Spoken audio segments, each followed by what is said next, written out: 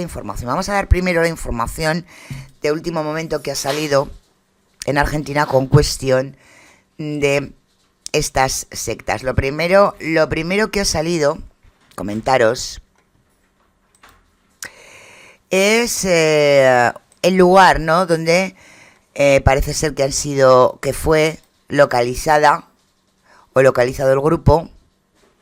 Este grupo, pues eso, de esa tapadera de esta secta que oculta realmente la mafia rusa en Argentina, donde se ubicaban en estos momentos, y un poquito da un repaso que nosotros dimos ya ayer por la noche, pero es bueno también recordar.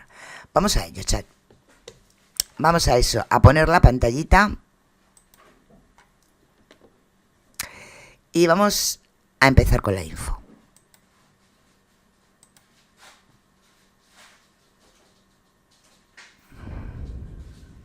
A ver, ayer empezamos a trabajar sobre el perfil de Konstantin Rudnev, de 57 años. Ya te cuento con eso, hago solamente un paréntesis. En minutos desde Bariloche, Carla Charandini con detalles exclusivos de el búnker de la secta, te lo vamos a mostrar por dentro. Atención con eso. ¿Dónde se alojaban las víctimas? ¿Dónde se alojaban y cómo hacían la rotación de mujeres? Pero mira, te doy el perfil del líder de la secta rusa. 57 años, aunque parece un hombre más grande, se graduó en ingeniería, esto es en Rusia, formó parte del ejército de la vieja URSS, fue detenido en el año 99 por tenencia de drogas, ya por aquel entonces estaba vinculado al tráfico de drogas, se fugó de una clínica psiquiátrica mientras estaba internado. O sea, cuanto más conocemos detalles de quién es esta persona, sí, más escalofrío me genera lo que pasaron estas personas, todas estas mujeres, ¿no? Sometidas. Ahora, vos fijate esta historia, ya no vamos a ir a Bariloche. Se escapó, se fugó de la clínica. Se fugó de la clínica, pero en 2005 sí, fue arrestado nuevamente porque lo denunciaron por abuso sexual y trata de personas. ¿Qué pasó? Finalmente, a la hora de contar delante de la justicia si era o no responsable, las víctimas prefirieron no declarar. Miedo. Mostrame el segundo y ya antes de avanzar, te dejo esto para que vayan leyendo. Si querés, se lo vamos a sacar. ¿Cómo vas a declarar si estamos hablando de la mafia rusa? O sea, esta es una de las cosas que ayer comentábamos mucho. A ver si toda la secta, los líderes están en prisión. No hay ningún problema en decir la verdad, pero claro, cuando sabes que esto no es una secta, que realmente lo que es una secta que enmascara realmente la mafia rusa de venta o trata, es otra cosita, ¿verdad? Cuando sabes que realmente los jefes no es él, sino que hay otros muchos más altos que él, la cosa, ¿verdad?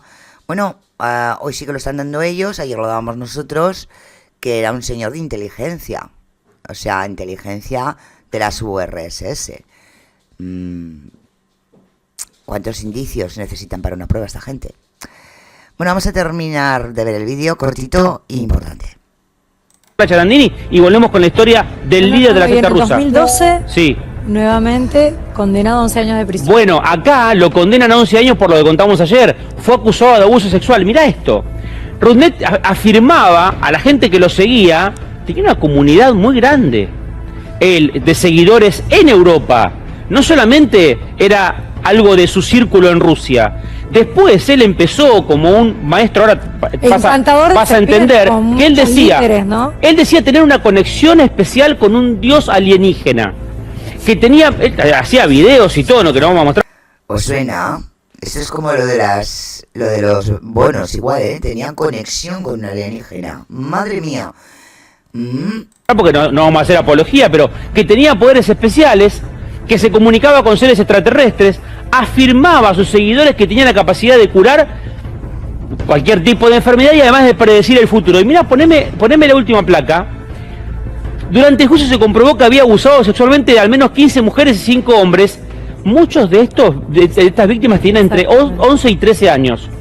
Está en la lista de delincuentes más peligrosos para la justicia de Rusia. No sabemos por qué en Rusia nunca lo detuvieron. Y mirá lo que... Yo lo explico. Yo creo que todos lo sabemos aquí, ¿verdad, chat? Los gobiernos, todos los gobiernos, y lo sabemos, por eso veis cómo tiene este tema tiene que estar aquí más en este último Hora Reset que en el programa de investigación. Los gobiernos, ¿de qué o de dónde sacan el dinerín? Del narcotráfico, de las guerras y de la venta de personas o trata. Por eso jamás el señor Vladimir Putin detuvo, o no le interesa más bien detener a este señor. Al igual que imagino que tampoco desmantelar completamente a la secta al gobierno argentino. Y vamos a decir las cosas como son, y blanco y en botella, digo yo que será leche, porque este señor, voy a repetir, este señor no es el jefe supremo. ¿Qué hacía? ¿Por qué ahora vamos a...? Eso se debe investigar, Carlos, ¿no? Y Porque bueno, esto se conoció ¿cómo lo porque una dejaron ir? menor de edad fue al hospital. Es como realmente el calvario de muchas mujeres, es lo que nos preguntábamos ayer. Quiero ir al móvil inmediatamente, ¿no? Exactamente. Exactamente, Claudia. Claudia dice, Mireille lo dijo clarito. Antes de asumir, prefiero la mafia para financiar. Exactamente. Ole, ole, ole, que bien mandados estáis en este canal, por Dios. Si es que... A conocer el lugar, Sí, y ¿dónde? que esto no quede en la nada. Te cuento lo último, poneme el último, por favor, Sí, así lo puedo redondear. Fíjate que hablamos de la secta que se llama Ashram Shambhala, que es la secta rusa fundada por este hombre en el año 1986, hace 36 años. Y en detalle para cerrar esta historia de quién es este tipo sanguinario y un perfil de un psicópata, cuando vos viste que las mujeres perdían, tenemos las fotitos para después ponerme acá de fondo, perdían los dientes o se quedaban sin pelo, él le decía que estaban renaciendo. Viste que ayer mostramos mujeres.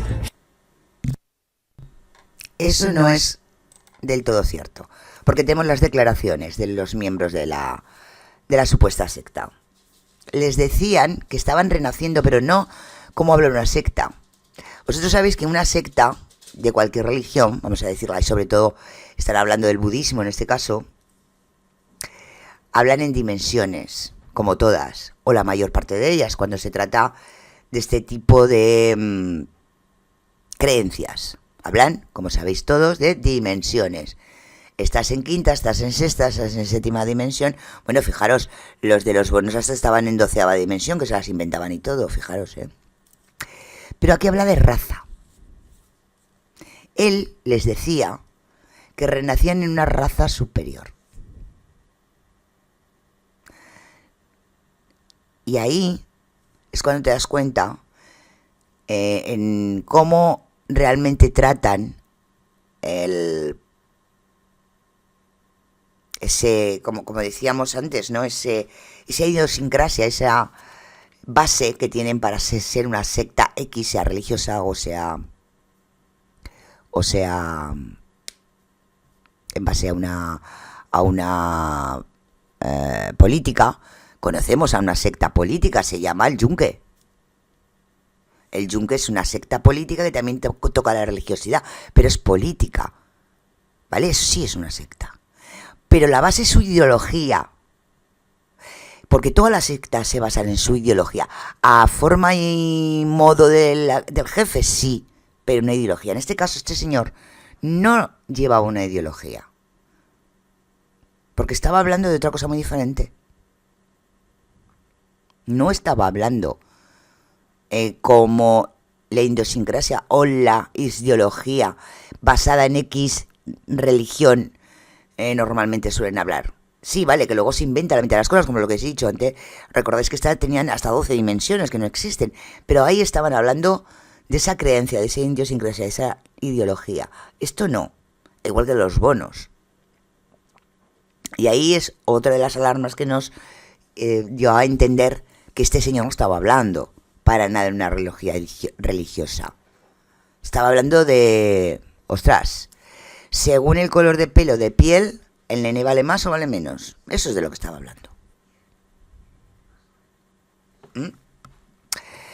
Vamos a seguir. Eso lo tenéis en el vídeo que hicimos ayer. Algunas sin dientes, él le decía, porque las hacía dormir, Como el águila. las hacía dormir 2 o 3 horas por día a las mujeres, y no las hacía comer, le decían que estaba De sus renaciendo. obras, ¿no? Tenían que comer de sus Cuando comían de las obras de de él. las obras. Carla Chiarandini desde Bariloche. Hola Carla, muy buenos días, muchas gracias. Pame, ¿cómo estás, Carlos? Bueno, ahora sí vamos a ver dónde tenían su búnker, vamos a decirlo así, allí en Argentina, ¿vale? Atentos porque son imágenes impactantes. En un lugar que nos costó bastante llegar, porque bueno, como ustedes saben, la investigación es súper hermética, como bien decía Carlos. Este es un criminal que te diría que está también a la altura de Charles Manson, ¿no? Recordemos también esa secta a ese nivel, aunque uno a veces no lo pueda creer, hablando también con criminalistas especializados. Y bueno, llegar a este lugar realmente, chicos... No, señor. No, señor. El señor Mason, vamos a llamarle señor por llamarle algo y no decir ninguna barbaridad en el vídeo, sí tenía una ideología. Sí vivía para esa ideología. Era el sumum de los sumunes, claro, y cometía todas las barbaridades que podía. Sí, exactos, eso sí es cierto. Pero sí se basaba en una ideología que no tenía nada que ver con lo que pensaba este señor. Esa es la diferencia entre una secta de verdad y, vamos a decir, una cortina de humo o para enmascarar o de tapadera para, por ejemplo, en este caso una mafia rusa. En el caso de los bonos, pues hacer una estafa. Y ahí nos tenemos que dar mucha cuenta de las cosas.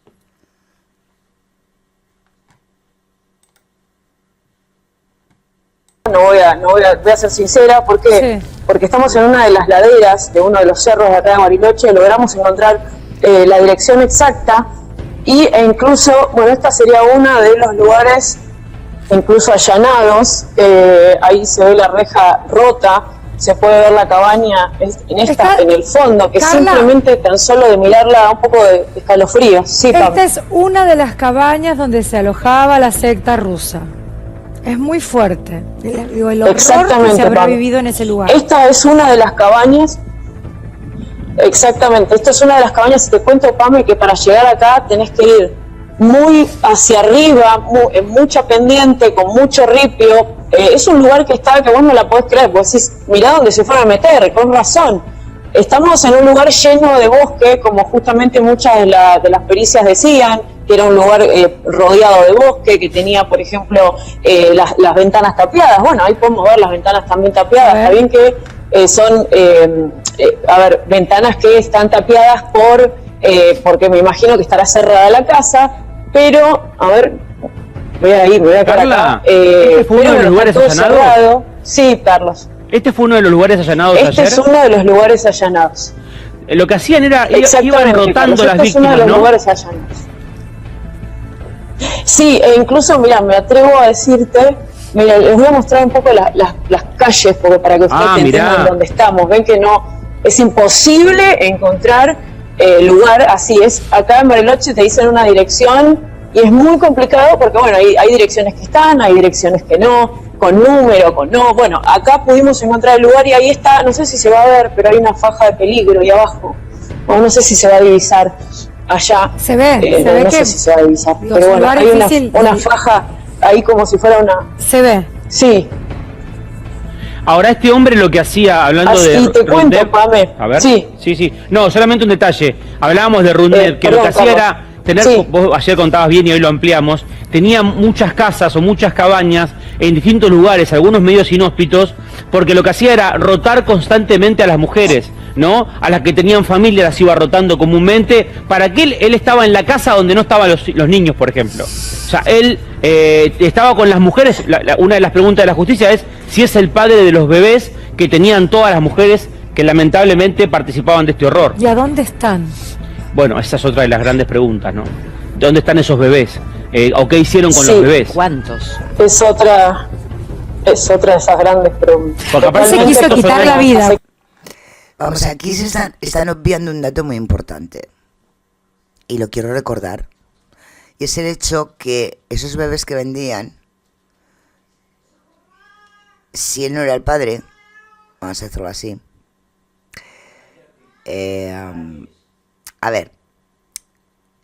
A ver, a él le mandaban las mujeres rusas y ucranianas, se las mandaban allí, embarazadas ya.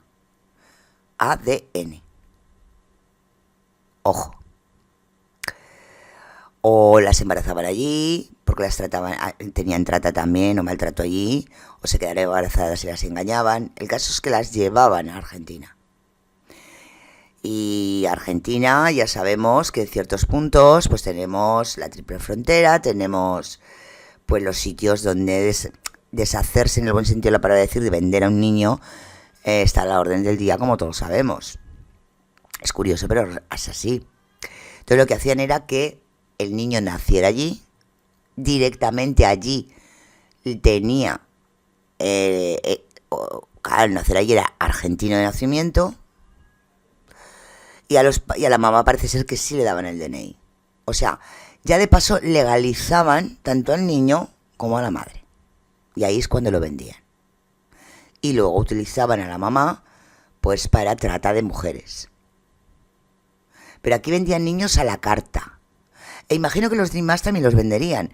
Pero, entenderme, el negociete gordo, grande, era ese trasiego de mujeres embarazadas de Rusia, de Ucrania, hacia allí. Y ojo que en este caso no podemos hablar de mujeres europeas o de otros sitios por el mero hecho de que todas las que, curiosamente, fueron detenidas, las 15 personas detenidas, todas mujeres eran rusas. O sea, blanco y en botella es leche. No es horchata, es leche, porque es lo único blanco. Que eso no quiere decir que en otras partes o en otros lugares, otras facciones, pues utilicen otra serie de mujeres de otro rango para hacer exactamente lo mismo y ir vendiendo niños a la carta. Porque esta organización, que no es una secta, que es una tapadera, a lo que se dedica es a la trata de mujeres y a la venta de bebés.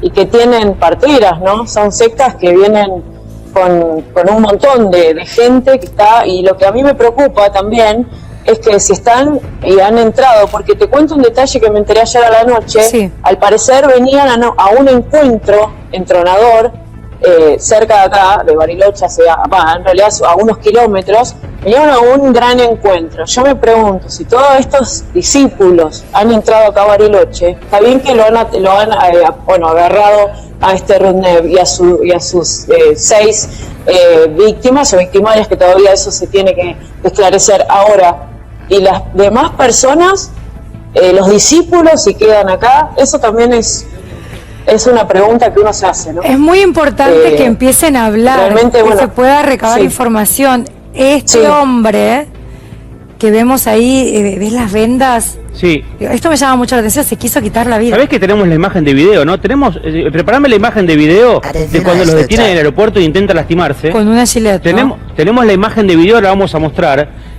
Porque se da delante de muchísima gente, esto que vos marcabas ayer.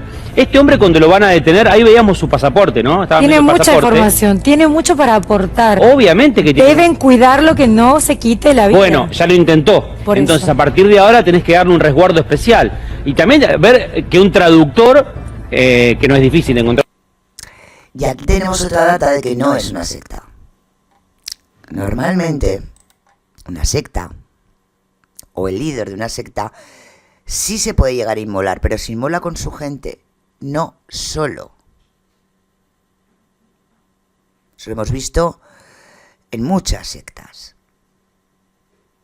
Hacen una muerte grupal, vamos a decirlo así. Normalmente no se quita la vida. De hecho, este señor, cuando ya lo pillaron 2 veces, él estaba tan orgulloso y tan bien, ¿no? No para nada se apoquinó, se bajó la cabeza, y le siguieron. No porque le seguían y él estaba, porque había gente fuera, gente mucho más importante que él, pero él continuó. Ahora, este tema ya hemos visto que le pillaron ya vendiendo niños y haciendo trata de personas, no solo drogas como las otras 2 veces, y abuso. ¿Y qué intentó hacer? Pues algo que creo que sabemos todos que han hecho las URSS. Si te pilla el enemigo, mejor. Lo entendemos, ¿verdad? No hace falta que lo diga.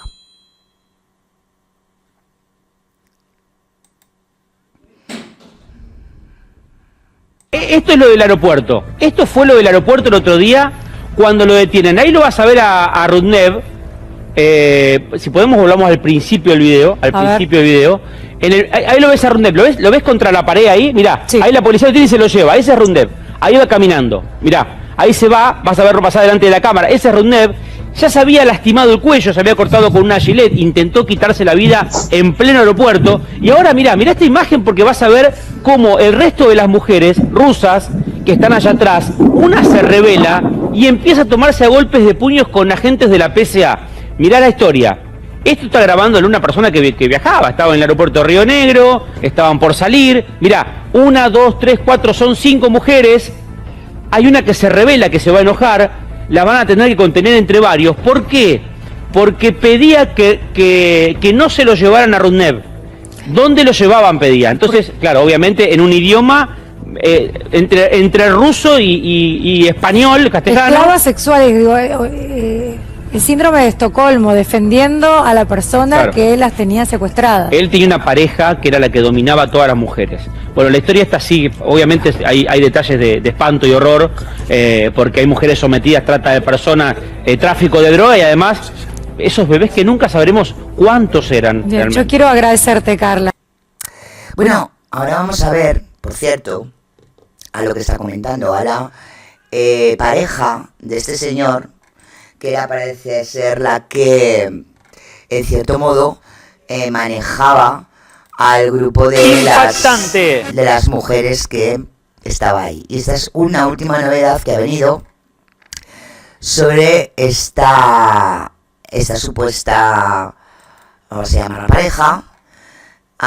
Porque parece ser que dicen que de dicho al hecho mucho trecho, que se puede llegar a quebrar y a comentar o hablar qué realmente es lo que está pasando y que realmente hay vuelvo a repetir porque cada vez, y ahora os voy a leer más, se va a confirmar más, el hecho de que esto es una tapadera, una secta tapadera para la mafia rusa de venta o trata de personas y de menores.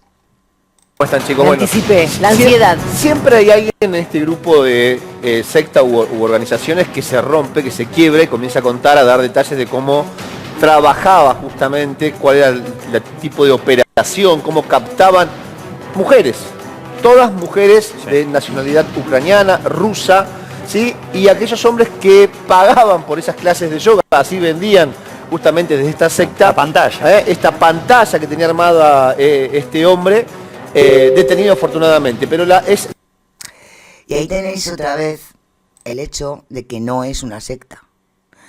Porque las sectas sí que por su ideología captan a más personas de cualquier país y además les inculcan esa ideología. Lo utilizaban de tapadera, que iban a ir a una clase de yoga o una clase de los que dirá este señor. ¿Entendemos? Que es una tapadera, no es realmente una secta. Una tapadera para pues hacer esa venta de personas, esa venta en este caso para lo que son las mujeres. Y lo que no iban a una clase de yoga o un encuentro de yoga de un gurú, a lo que iban, a por estas chicas. Esa es la diferencia, esto no es una secta, vuelvo a repetir. Porque no tienen una ideología. La ideología normalmente suele ser, sí, abusar de las mujeres, pero dentro de la propia secta. No vendiéndolas cara afuera. ¿Entendemos la diferencia? Vamos a seguir a ver qué nos comentan de si va a hablar o no va a hablar aquí la pareja de este señor. la pareja o quien sería la pareja quien está a punto de quebrarse y dar detalles exclusivos de esta situación. Tiene el beneficio de ser víctima y victimario. Me parece que un poco juega con eso, con el hecho de poder salir un poco más airiosa de la investigación que se está llevando adelante. Hablé con varios psicólogos y explicaban cómo era un poco la cadena de la captación justamente de estas mujeres. Mujeres son las personas que tenían privadas de su libertad en el lugar y que eran las mismas que habían sido captadas anteriormente, que llevaban adelante la misma captación con otras mujeres. ¿De qué manera? Más jóvenes. Fíjense que entre las mujeres que había, lo que contaban es esto de capas. Las capas eran mujeres de distinta edad que al momento de comenzar a crecer, tener más años, claramente no eran tan elegidos por esos, entre comillas, clientes violadores, digámoslo claramente, que pagaban para violar a distintas mujeres. Bueno, de hecho, una de las edades iniciales se hablaba de 22 años, después decían, no, son más chicas, se tiene 15. Son cuestiones que justamente tienen que ver con esto que marcaba Ana. Bueno, chicos, descansen en este feriado tan importante Buen para programa. nosotros. Está Sol Rivera con nosotros. Anita, estaba charlando con los chicos de la primera. Hola, Sol. Hola, tomamos Anabelia Cerezo, Dani Grechel y todo el equipo de Tiempo Real. Bueno, de alguna manera tratando de entender cómo trabajan desde este tipo de secta, ¿no? Cómo van captando a quienes son víctimas de este tipo de sujeto y aquellos que lo acompañan. Sol. Sí, esto que decían es muy importante porque el perverso hace que otros hagan. Es esto que estaban diciendo recién, ¿no? ¿Cómo? Repetí esto, que es muy interesante. El perverso hace que otros... ¿Cómo? Hagan. El perverso hace que otros... Exacto. El sectario, el perverso, manda a sus tropas a hacer. Eso lo hemos visto hace muy poquito, ¿no? Con alguien de YouTube. No acciona él. Manda a otros a que accionen. Y sobre todo es muy víctima. Y siempre es víctima. Van a por mí, porque yo soy, porque yo sé. Eso no lo sabemos en este canal, ¿verdad? Le cambian los nombres a las cosas. También le cambió el nombre de lo que sería la ideología real a budista, a como a él le vino. Es que es sota, caballo y rey. Pero claro, llega un punto que se rompe la realidad sectaria y te das cuenta que no lo es, que es una tapadera. Vamos a ver un trocito más y ya sí que os doy información e investigación del canal. Entonces, lo que hace es generar conductas de manipulación para que otros terminen haciendo el trabajo en relación al objetivo que desea. Entonces, ¿qué es lo que ocurre acá, ¿no? El perverso, o sea, los organizadores de esta secta, el organizador lo que hace es que estas mujeres hagan, ¿qué? Que capten a otras mujeres. ¿Por qué? Porque las mujeres son las que pueden transmitir mayor confianza, ¿no? Dentro del entorno. Entonces, y las que pueden, por su mismo voto, acá está muy alineado, ¿no? Lo que llamamos el síndrome de Estocolmo, ¿no? En cómo las mismas víctimas van generando un espacio de complicidad y de afectuosidad al líder que las está sometiendo y entonces empiezan a convencer a otros para que ingresen, en este caso, a esta secta, ¿no? Sol, ¿sabes qué es lo que me llama la atención? Que hayan perdido un poco ese impulso de pedir ayuda. Digo, ¿cómo es que tienen tan sometida a esta cantidad de mujeres durante tanto tiempo? Que en algún momento no griten, que en algún momento no pidan auxilio, que en algún momento no hablen o intenten escapar. ¿Cómo se lleva adelante ese sometimiento? ¿O de qué manera Drogas, rompen esa voluntad de la también. mujer de tratar de sobrevivir a esa situación? Bien. Es muy buena tu pregunta porque esas mujeres no tienen voluntad de salir. Es más, fíjense dónde se termina descubriendo, que es en un contexto de emergencia, en un embarazo, en donde necesitan de la salud, ¿no? De un centro de salud para poder dar a luz. En general en esos casos se descubre porque no está la voluntad de la víctima para salir de esa secta. Por el contrario, lo que está es el profundo compromiso, igual o más que el líder, de sostener ese secreto, porque Qué fuerte lo que está diciendo, ¿eh? Bueno, y aquí llegamos porque vamos a donde vamos. Y hay información nuestra. Y vamos a ver algo. Por eso digo que esto no es la primera vez que esta en concreto es, ¿cómo decirlo en fino? Por no enfadarnos. No es localizada y de algún modo desarticulada, ¿vale? Ahora os voy a leer más bien esto que tenéis aquí. Mirad. Servini citó a indagatoria a los dueños de una agencia que cobra por traer embarazadas rusas a parir en la Argentina. Se comprobó en la causa judicial de varios clientes de Argentina Family presentaron documentación falsa ante Migración. La jueza María Servini citó a indagatoria a 4 personas vinculadas a una de las agencias que traen a mujeres rusas con embarazos avanzados a parir en Argentina. Después de varios meses de investigación, la jueza determinó que Elena Kuzkina y su esposo Rulan Yudeski, los dueños de Argentina Family, la agencia que fue allanada en febrero La agencia que fue allanada en febrero pasado debe declarar en Inmigración el 6 de julio próximo. Se los acusa por ahora de falsedad ideológica, estafa e infracción a la ley migratoria. También fue citada a declarar en indagatoria la rusa Olga Gurz, la traductora cuyo departamento fue allanado en febrero pasado por orden del Servini. El cuarto citado es el abogado Pablo Martín Sánchez, cuñado de Gurz, quien, según aplicaron los investigadores, hacía trámites para los ciudadanos rusos que traían la agencia gubernamental las cartas de ciudadanía argentina.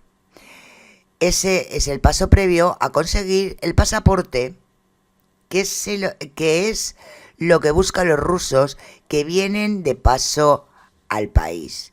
Cruz y Sánchez deberán declarar el 7 de julio del próximo.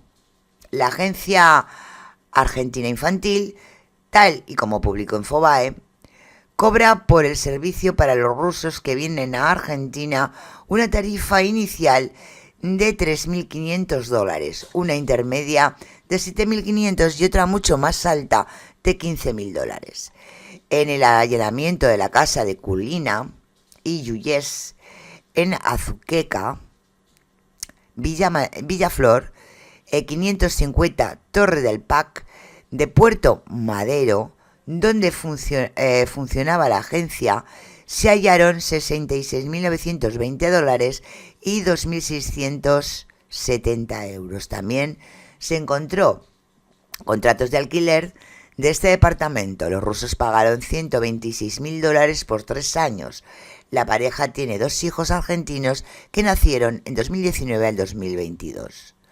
Todos los paquetes que ofrece la agencia incluían la consulta previa, el viaje, el suministro de tarjetas telefónicas, los traslados a los aeropuertos, los alojamientos y la ayuda para conseguir vivienda. A eso se le suma la selección del lugar del parto, controles previos, estudios y asistencia a intérprete en el momento de dar a luz. También los controles posparto, tanto de la madre como del bebé. Bueno, eso no lo sabemos, a ver si también estos niños volaban. No lo sé, eso creo que habrá que investigar. Después del nacimiento, la agencia se encargaba de tramitar toda la documentación, tanto del recién nacido como que es cuidado en Argentina, como de la familia, que puede acceder a la categoría de residencia permanente. También la agencia se encargaba de la obtención de un número de CUIT, la apertura de cuenta bancaria, de organizar el matrimonio bajo la ley argentina y, si fuera necesario, de la ceremonia de circuncisión del niño. Ojo, y si fuera necesario, ahí va que nos estoy enseñando la nota. Y si fuera necesario mirar aquí la ceremonia de circuncisión del niño. El costo del parto lo pagan los rusos en la clínica y el hospital donde se atienda.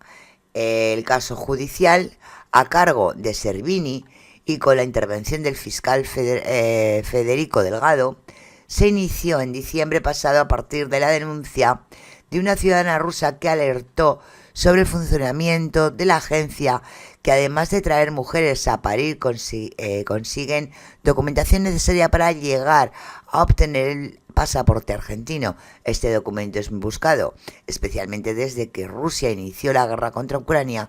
Por los rusos es que el pasaporte argentino les permite ingresar sin visa a muchos más países que el pasaporte emitido por Rusia. Qué curioso, ¿verdad? Cuando sabemos que Rusia y Ucrania, sobre todo Ucrania,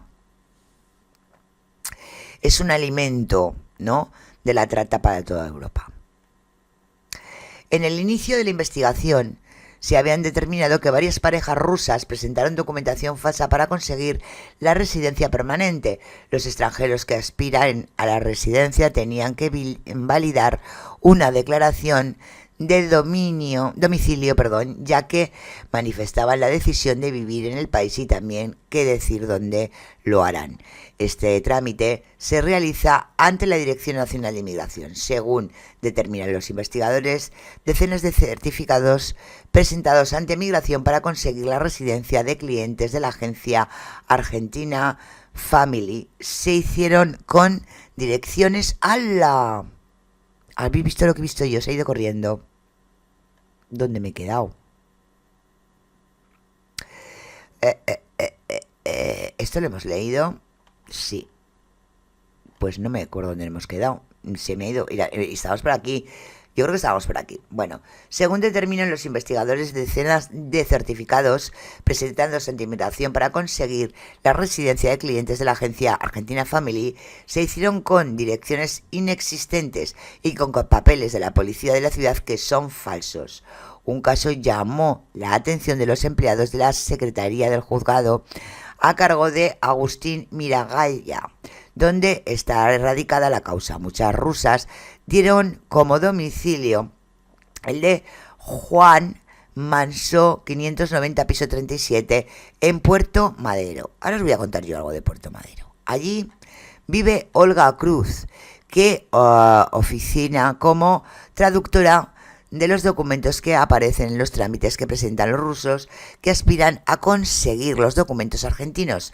Cuando los agentes de la División Asuntos Inmigratorios de la Policía Federal llegaron a ese departamento, halló $12.900 y 100.770 pesos.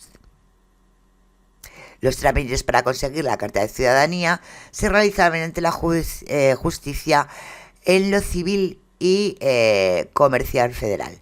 Para iniciar la petición no hace falta que la persona interesada en obtener la ciudadanía argentina contacte con un abogado. Sin embargo, en el caso de los rusos bajo investigación en el juzgado de Servini aparecieron convenios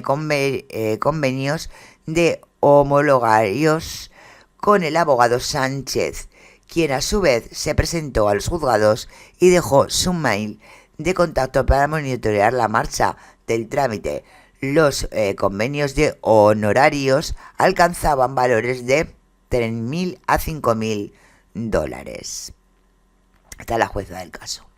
Según estima el tribunal, el trámite de una carta de ciudadanía de los juzgados en lo civil y comercial federal puede tardar entre 9 meses y, si se hace rápido, a 2 años, según determinan los investigadores. Son muchos los rusos que se van a otro lugar mientras se llevan adelante los trámites. La indagatoria será en junio y allí los 4 imputados se defenderán de las acusaciones en su contra. Pero la investigación no termina ahí. Las actividades de otras agencias están bajo observación judicial.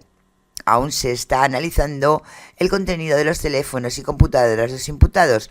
No se descarta que la organización de Kulkina tuviera contactos aceitados en migración y otro tipo de relaciones que le permiten operar en Argentina a cambio de miles de dólares que cobrarían por traer a las mujeres rusas a parir en este país. Bueno, pues además de esto, y porque una personita que vivió algo que os voy a contar ahora, y que os va a sonar el nombre después de leer esta nota, me ha contado que vivió en persona. Pues resulta que esta persona, suscriptora nuestra, por cierto, estuvo en 2021 en el número 1770, Torre 1, piso 26 de Puerto Madero, frente a un hotel llamado Marino. Bueno, pues ese año fueron allanados varios departamentos en Puerto Madero, donde sacaron decenas de chicas rusas, donde eran abusadas o vendidas o X. Esto no, imagino que si lo buscamos en un medio de comunicación vendrá, por supuesto, pero que sepáis que esto lo vivió uno de los nuestros y lo vio, cómo allanaban esos departamentos, cómo sacaban cientos de chicas rusas. Ay, por cierto, me dijo que los hombres que las acompañaban eran hombres ricos, de alto standing. Y si seguimos sumando, como decimos en este canal, parece que las cosas están bastante claras y que todo esto pertenece a la misma jugada. Así que podemos continuar y que nos sigan haciendo creer que es una secta, o empezamos a buscar la información, a conjugarla, vamos a decir así, y darnos cuenta que esto no es una secta, que esto es una tapadera para una organización rusa de trata de personas. Ojo. Y ojo que lo que estamos hablando es una organización a nivel mundial, ¿eh? Con enlaces, en el vídeo de ayer lo explicamos, en toda Europa. O sea, no es algo que solo esté implantado allí. Allí está implantado como una tapadera de secta, les viene muy bien con el tema de la triple frontera y todo el rollo este, pero que sepáis que no está solo allí. No está. Impresionante, ¿no, chat? Impresionante. Por eso ahora os dais cuenta el por qué lo he sacado del programa de las noches y lo he traído al último a la reset, porque estamos hablando de una red internacional, de una mafia rusa que se dedica, pues eso, a la trata de mujeres con fines sexuales y también de menores, por supuesto, mujeres menores, y a la venta de bebés a la carta.